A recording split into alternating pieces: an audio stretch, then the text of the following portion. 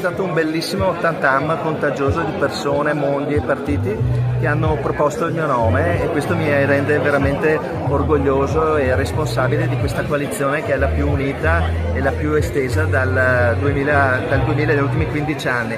Quindi è una grande responsabilità, una grande voglia di affrontare una campagna elettorale che vuole portare dal Veneto di uno al Veneto di tutti, creare futuro. E è necessario che ogni parte di questa coalizione dia al meglio il proprio angolo di visuale per creare veramente futuro e creare un Veneto migliore. I primi 3 punti in agenda. 3 punti in agenda, parto da quello che viene sentito da tutti: la salute come diritto universale, la sanità pubblica, il socio-sanitario a cui siamo grati a Tina Anselmi di aver inserito la parola socio come priorità, l'ambiente come attenzione e cura del mondo in cui viviamo, ma anche come criterio di sostenibilità e di crescita delle nostre aziende, sviluppo economico legato sia per le aziende che sono preoccupate per i propri dipendenti che per il lavoro, un patto per un lavoro sempre più dignitoso.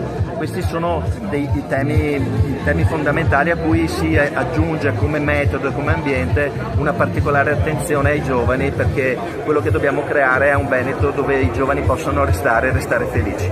Grazie. Grazie.